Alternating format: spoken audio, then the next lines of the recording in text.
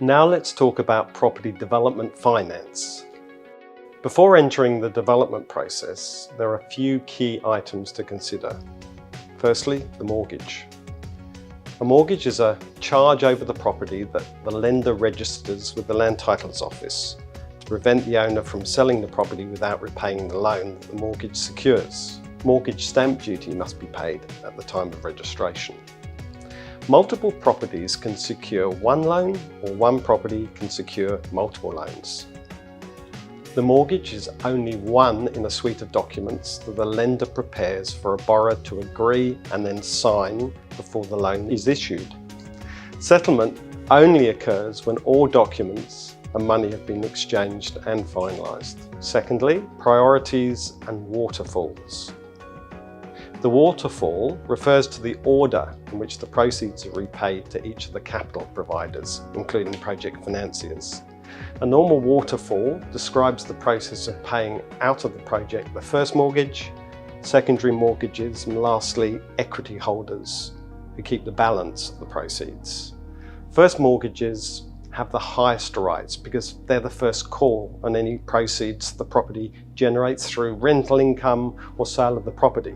Because of their prior call on proceeds, first mortgages are said to have priority. Second mortgages, often known as mezzanine finance, sit behind the first mortgage and are only paid out after the first mortgage is fully paid. The higher risk in second mortgages will result in a higher cost of finance. Thirdly, drawdowns and cost to complete. In this circumstance, lenders pay loans through monthly drawdowns during the construction period. Drawdowns are transactions where only part of the loan is paid out to the borrower. Loans usually enter drawdown stage when all equity has been paid into the project. So in typical circumstances, the financier will get a monthly report from a quantity surveyor to confirm costs incurred and other required funding that may be needed to complete the project. A lender will always want to be in a position to complete the project without further capital from the borrower. This is because they don't want the risk of the borrower becoming insolvent during the development process. So they ensure sufficient funds are retained in the project loan account so that the funds exceed the projected costs to complete. Fourthly, cost and internal rate of return, or IRRs.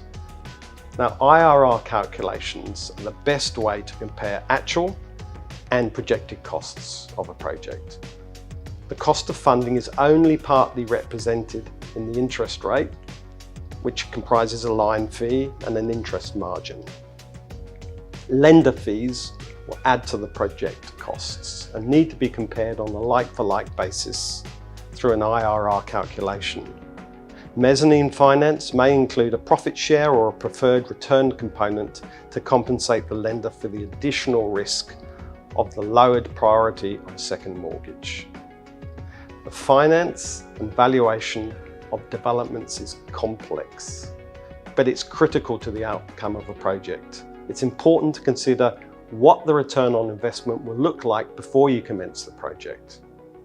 Now that we've covered the four largest elements of property development finance, let's move forward to talk about how we document these finances and the potential risks involved.